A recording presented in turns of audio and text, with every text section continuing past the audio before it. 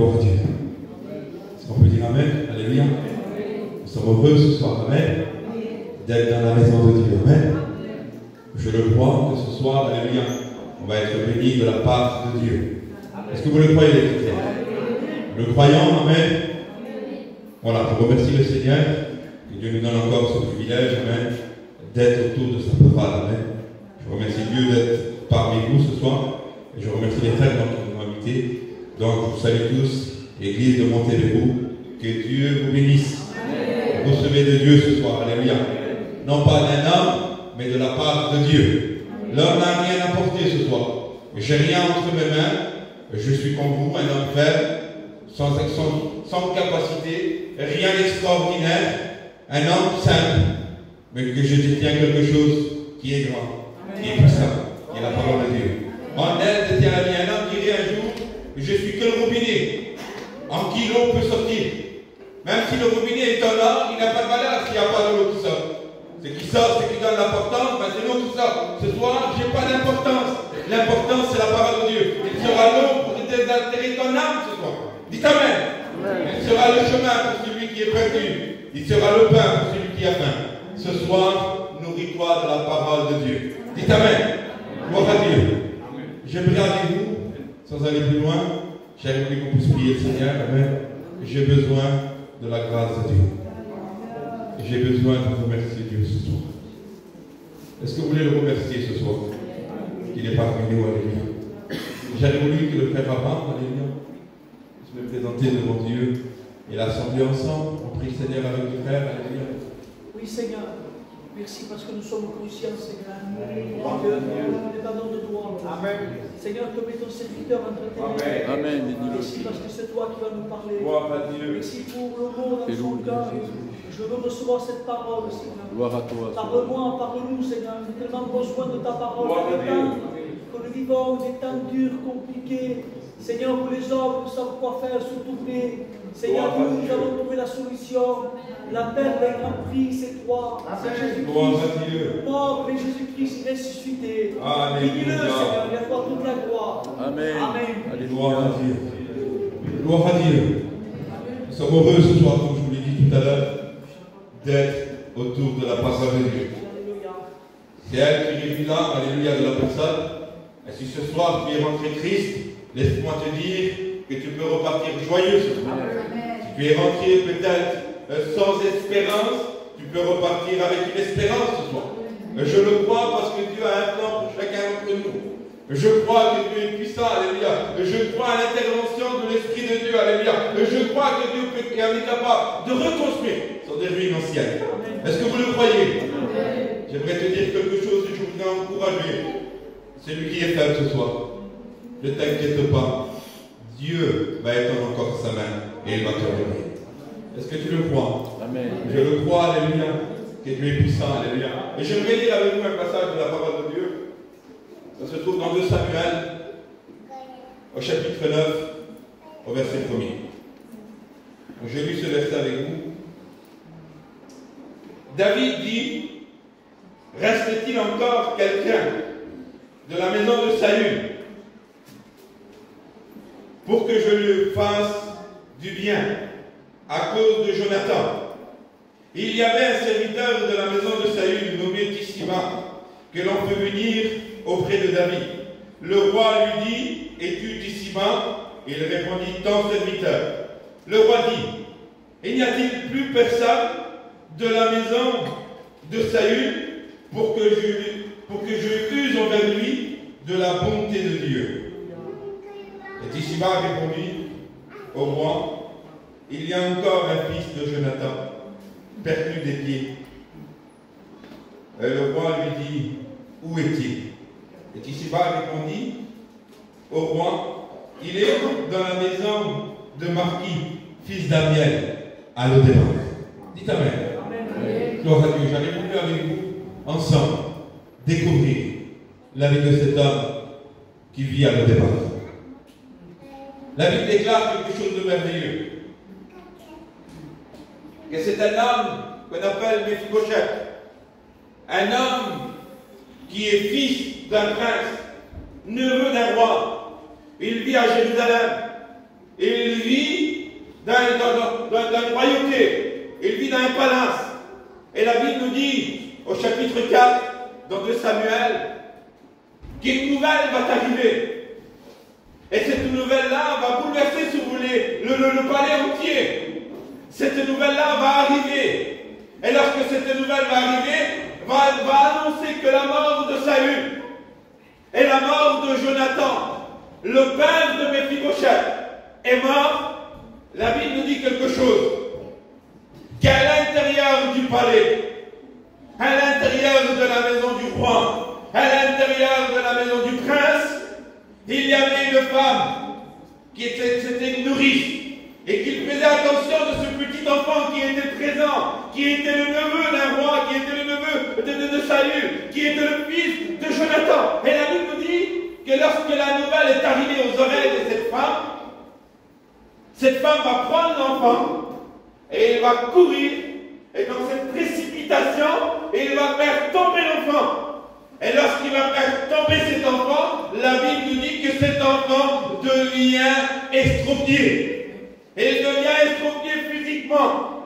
Et je me suis posé la question sur quelque chose.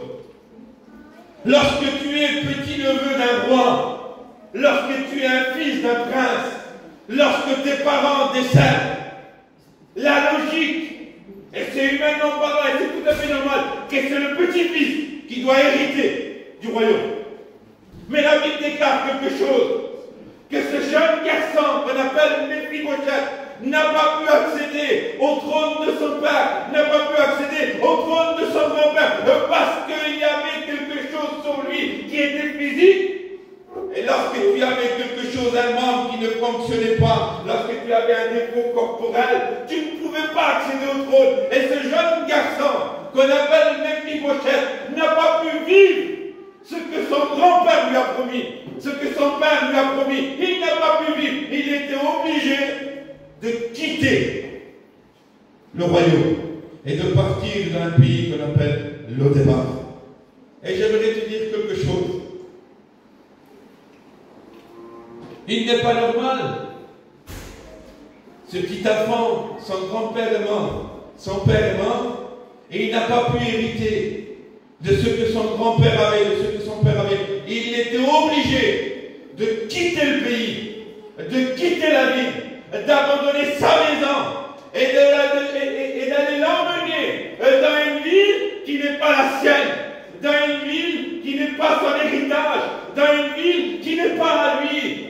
Et la Bible nous dit quelque chose de merveilleux, que cet homme va vivre à Lo-Débar pendant un bout de temps.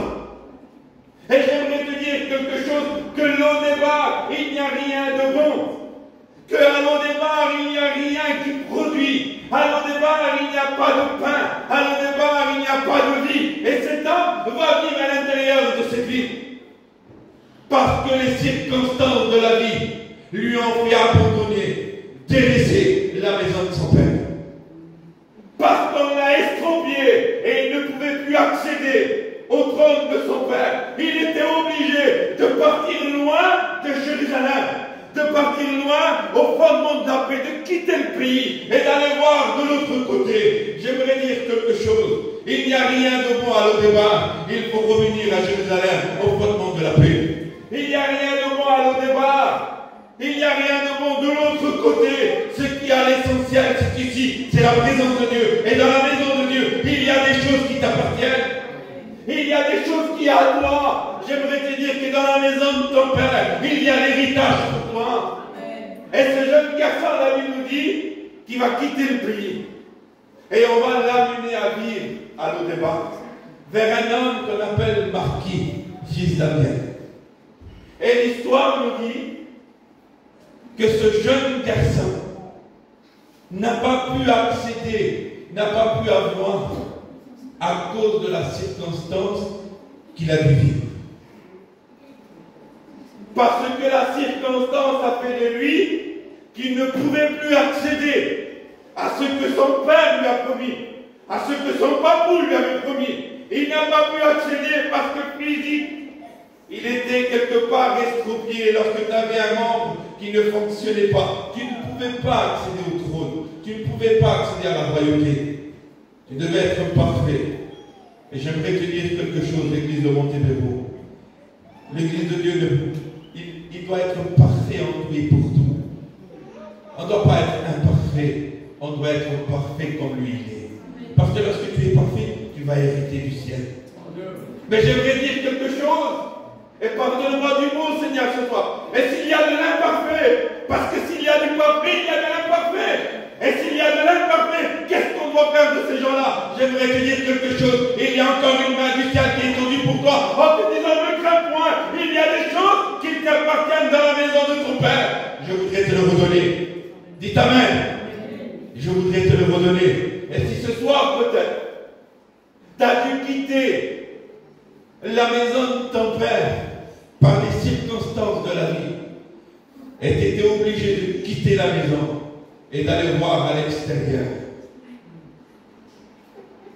parce qu'on t'a fait du mal, parce qu'on t'a blessé, parce qu'on t'a humilié, parce qu'on t'a humilié par terre, et tu étais obligé de quitter et d'aller voir ce qui se passe de l'autre côté.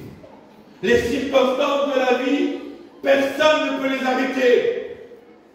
Personne, si je vous dis non aujourd'hui, quelque chose peut-être, faites attention. Avant de sortir, il y a quelqu'un qui nous attend. Oh, on voit ta rue, là, faites attention. Et s'il n'est pas, je sais qu'il y a mon œuvre, vous comprenez? Mais si Dieu te dit ce soir, écoute-moi enfant, arrête, parce que tu vas te faire du mal, reviens, et je vais te faire du bien. La parole de Dieu, en elle, il y a la vie. Et lorsque lui dit quelque chose, il l'accomplit. Ce n'est pas les paroles d'un homme, ça va être la parole de Dieu. J'aimerais dire quelque chose ce soir. Si ce jeune garçon n'a pas pu accéder au trône de son père, parce qu'on l'a fait du mal, parce qu'on l'a humilié, parce qu'on a brisé ses jambes, il n'a pas pu. Mais ce jeune garçon, il n'a rien demandé. Il n'a rien demandé. Il n'a pas voulu qu'on l'exproprie. Il a voulu accéder à ce que son père lui avait promis. Il vivait dans un palais, il vivait où il y avait l'harmonie, il vivait où tout était agréable, il vivait une vie tranquille. Mais à un moment donné, la nourrice l'a fait tomber. Parce qu'il a grandi dans une main qui n'était pas la vraie main qui faisait attention à lui. J'aimerais te dire qu'une nourrice n'est pas la vraie mère. Vous savez, une nourrice, c'est celle qui fait attention à l'enfant, qui n'est pas le seul. Comme un mercenaire, le mercenaire n'est pas le vrai berger. Le mercenaire, lorsqu'il voit le problème arriver, il va laisser les brebis et quitter l'enclos et partir. Mais le vrai berger va donner sa vie. Va donner sa vie pour les brebis. J'aimerais te dire quelque chose. Si tu as été blessé, et si tu as été humilié, et si on t'a fait du mal, et si tu es peut-être affaibli, si tu es peut-être triste, laisse-moi te dire quelque chose. Tu as été mis entre mains d'une nourrice qui n'était pas la vraie mère qui te connaissait. Parce que tu as été blessé, tu as dû quitter. Parce que tu as été blessé, tu as dû te laisser. Parce qu'on t'a fait du mal, tu as dû abandonner. J'aimerais te dire quelque chose ce soir. Quelque chose de merveilleux. Où Dieu appelle encore des hommes et des femmes à revenir au salut. Où Dieu appelle encore des hommes et des femmes à revenir à la repentance. Dieu cherche encore des hommes. Reste-t-il encore quelqu'un de la maison de Saül pour que je use la bonté de Dieu envers lui? J'aimerais te dire quelque chose. Reste-t-il encore quelqu'un chez toi pour que Dieu use de la bonté envers toi? Reste-t-il encore quelqu'un? Tu as peut-être un mari rétrograde, un enfant rétrograde, une femme rétrograde. J'aimerais te dire que Dieu pense à toi, que Dieu ne t'a pas oublié, que Dieu ne t'a pas délaissé. Et Dieu ce soir voudrait user de sa bonté, de sa bienveillance envers toi. Il voudrait manifester sa miséricorde. David a joué le rôle extraordinaire. C'est le rôle de Dieu. Pour celui qui devait hériter du trône, il va le rappeler. Reviens. Reviens. Et la Bible dit quelque chose. Que le débat signifie des significations. Le débat signifie terre sans pain. terre aride, où rien produit. Vous savez, lorsqu'on est abattu, lorsqu'on est attristé, lorsqu'on est découragé, lorsqu'on est humilié, l'âme est fait comme ça, vous ne pouvez rien faire. L'âme depuis des décennies est comme ça et tu ne peux pas le changer si ce n'est pas Dieu. Lorsque l'âme est abattu, attristé, il va se nourrir, il croit de se nourrir dans une terre qui va produire quelque chose. Mais d'être comme toi, l'homme cherche toujours à se nourrir de quelque chose qui ne produit rien. Il va aller vivre à l'au-débat. Il va aller vivre dans une terre qui ne produit rien du tout. Et j'aimerais te dire quelque chose. Retrograde. À l'au-débat, il n'y a rien. Reviens à la maison. Il y a des choses qui t'appartiennent. Dans la maison de Dieu, il y a du pain pour toi. À l'au-débat, il y a une terre sans pain. Une terre aride, où rien produit, où rien d'extraordinaire en elle. J'aimerais te dire, reviens à Jérusalem, au fondement de la paix. Dieu voudrait te pardonner. Dieu voudrait te pardonner. J'aimerais dire quelque chose. Il n'y a pas plus difficile pour un rétrograde de revenir. Il n'y a pas plus difficile pour celui qui a connu de revenir à la reconnaissance. Il n'y a pas plus difficile pour celui qui a connu l'évangile de revenir à Dieu. Vous savez pourquoi? Parce que sa conscience le condamne. Parce que sa conscience le juge. Parce que son cœur le condamne. Mais j'aimerais te rappeler quelque chose d'extraordinaire. Ce que la Bible déclare. Si ton cœur te condamne, Dieu est plus grand que ton cœur. Il t'aime d'un amour merveilleux. Il t'aime parce qu'il t'a pardonné. Il t'aime parce qu'il a payé au prix de son sang. Il t'aime parce qu'il a été cloué entre ciel et terre. Il t'aime parce qu'il s'est dépouillé de sa royauté pour que tu sois riche. Il t'aime parce qu'il a donné sa vie pour toi. Et ce soir, Dieu t'a fait encore cet appel. Reviens, je voudrais te pardonner. C'est Amen. La Bible déclare quelque chose. Le nom de Méphibosheth signifie quelque chose. Et ce nom-là, qu'on appelle Méphibosheth, signifie la honte, ou dissiper la honte. Quelle honte pour lui? Le petit-neveu de Saül, le fils d'un prince, de revenir à ce qu'il avait. De revenir dans la maison qu'auparavant, ça appartenait à ses ancêtres, ça appartenait à son père, ça appartenait à son papa. De revenir au fondement. Je prends l'exemple, ça reste qu'un exemple, Seigneur, et c'est une image. Lorsqu'on va l'appeler, lorsqu'on va le chercher à l'au-débat, lorsque David va envoyer des serviteurs, et lorsqu'on va le chercher, je m'imagine simplement la marche de cet homme en regardant Jérusalem de loin. Il avait pu dire quelle honte. Il y avait des choses qui m'appartenaient ici. Et je les ai oubliées. Par rapport aux circonstances de la vie. Par rapport aux difficultés, par rapport aux faiblesses, par rapport aux problèmes, les soucis de la vie. Et j'ai oublié qu'il y avait des choses qui m'appartenaient encore. Quelle honte pour lui. Quelle honte de revenir à l'essentiel. De revenir à l'essentiel qui est la parole de Dieu. De revenir à l'essentiel qui est l'Église. De revenir à l'essentiel qui est la parole. Quelle honte pour celui qui l'avait délaissé. Et comme cet homme, quelle honte pour lui. Il avait quitté la maison de son père par rapport à une circonstance de la vie. Par rapport parce qu'une nourrice l'a fait tomber. Une nourrice l'a blessé. J'aimerais te dire quelque chose et je voudrais t'encourager. Ce n'est pas de ta faute si tu as trébuché. Ce n'est pas de ta faute. La nourrice t'a fait mal. Et la nourrice, je voudrais le prendre comme un exemple, Seigneur. Ça reste un exemple. Ça restera ton problème, ta difficulté, tes souffrances, tes pensées, ton caractère peut-être. Et ainsi de suite, Seigneur. Tu as tombé parce que tu as été mis entre les mains d'une personne qui ne te connaissait pas réellement. Reviens. Ou viens pour celui qui n'apportait pas encore au fondement de la paix. Dieu t'appelle. Dieu t'appelle à quelque chose d'extraordinaire. Il t'appelle parce qu'il t'a aimé. Il t'appelle parce qu'il t'a pardonné. Il t'appelle parce qu'il s'est dépouillé de sa royauté. Il t'appelle parce qu'il a été tout mis entre ciel et terre pour toi.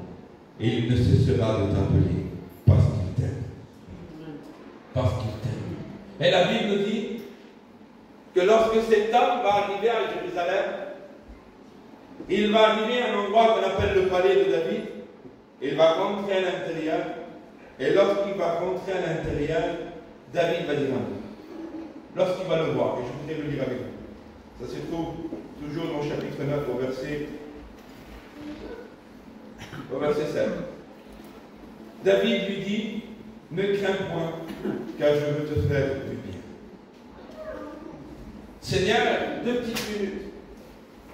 Pour celui qui a été abandonné, pour celui qui a été délaissé, pour celui qu'on l'a vendu, pour celui qu'on l'a fait du mal, pour celui qu'on l'a humilié, pour celui qui a souffert, pour celui qui vient au départ, qu'il n'y a plus rien en lui, David va dire à mon Dieu, ne crains point, car je veux te faire du bien. Et ce soir, Dieu te dit ce mot, ne crains point, mon enfant, ne crains point, ma fille, mon fils, je veux te faire du bien.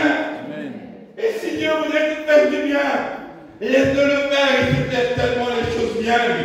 Il voudrait t'apporter quelque chose de merveilleux. Il voudrait t'apporter quelque chose de bon ce soir. Si tu as voulu simplement de revenir à l'essentiel, qui est la parole de Dieu, de revenir à l'essentiel, qui est l'amour de Dieu.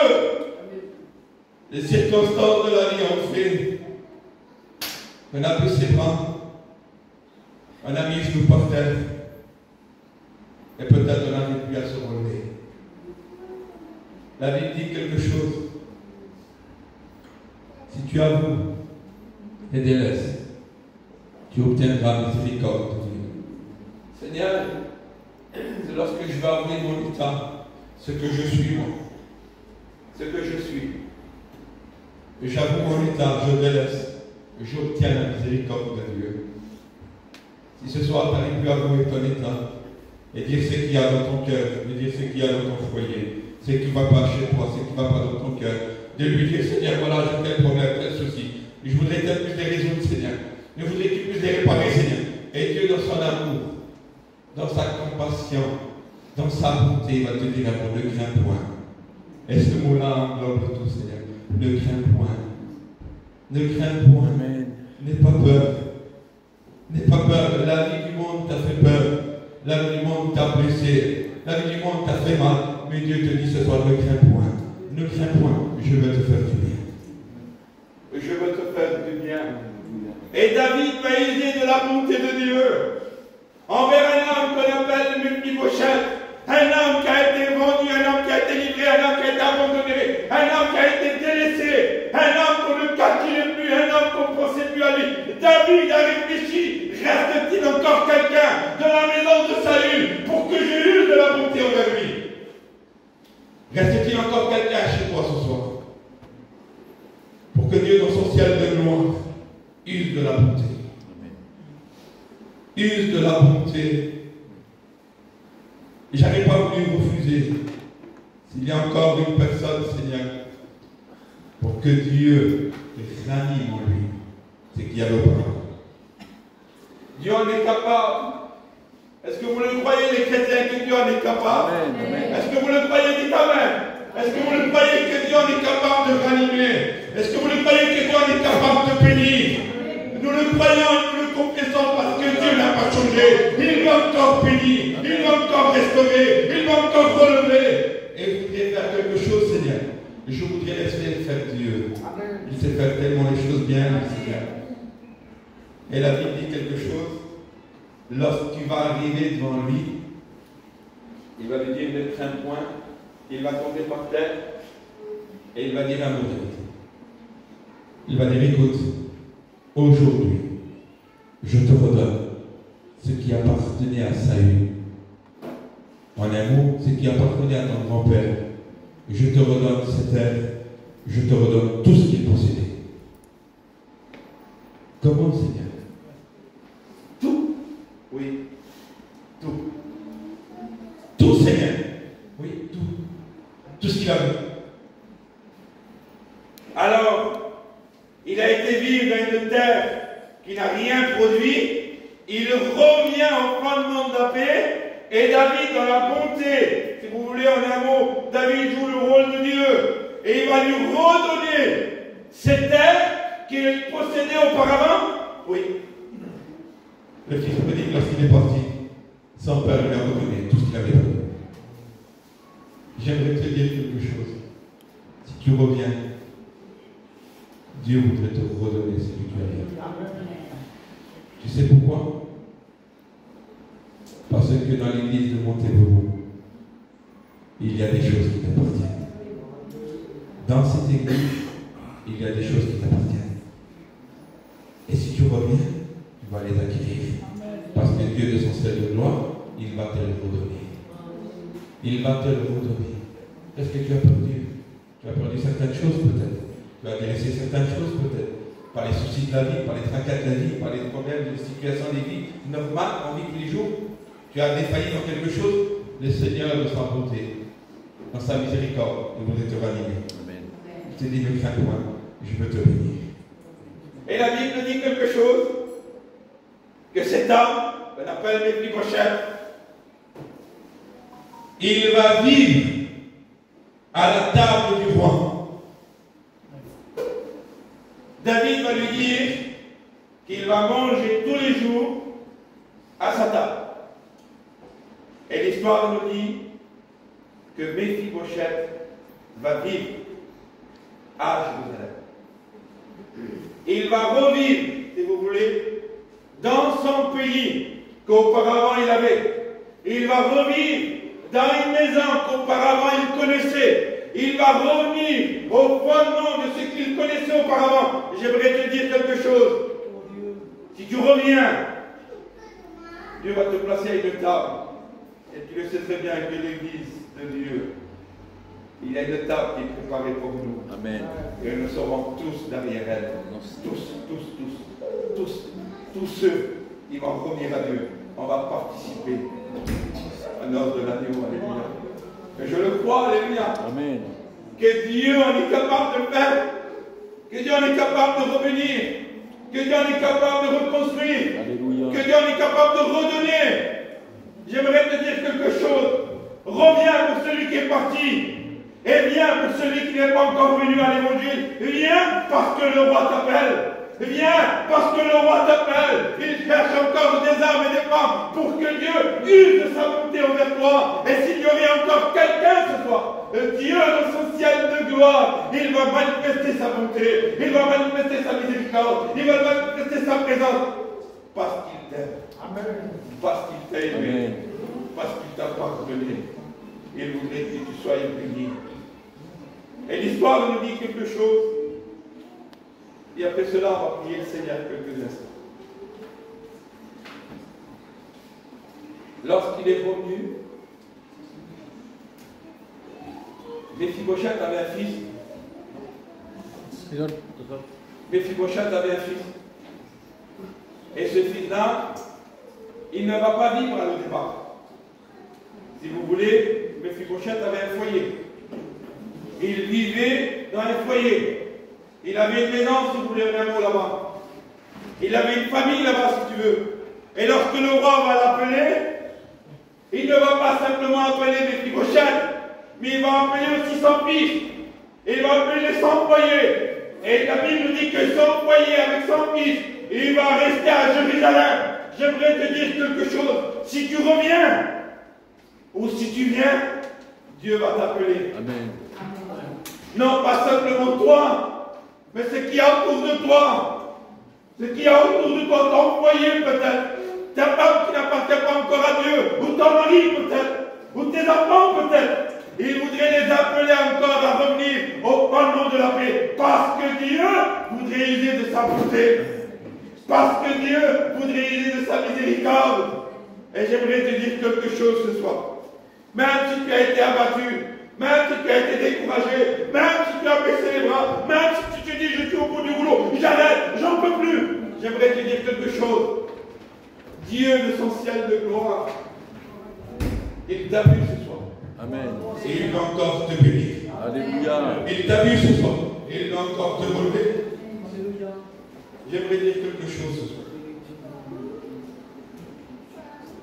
Il n'y a pas d'ordre de revenir à Dieu.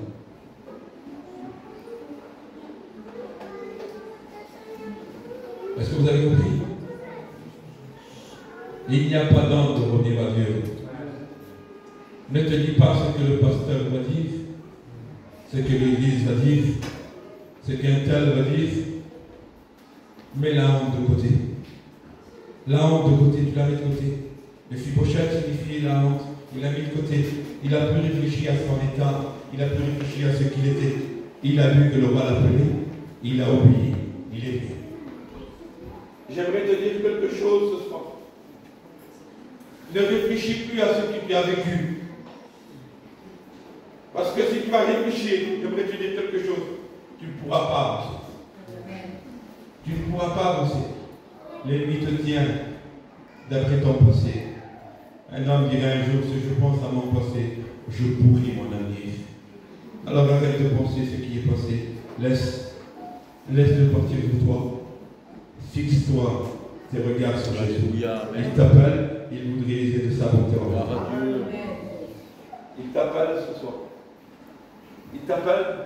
Il s'est allé plus vouloir ce soir dire oui, Seigneur. J'ai voulu, Seigneur, ressentir ce que je ressentais auparavant. J'avais voulu ressentir, Seigneur, cette bonne présence. Auparavant, il avait comblé ma vie, comblé mon foyer. Auparavant, il avait comblé mon cœur. Je voudrais la ressentir, Seigneur.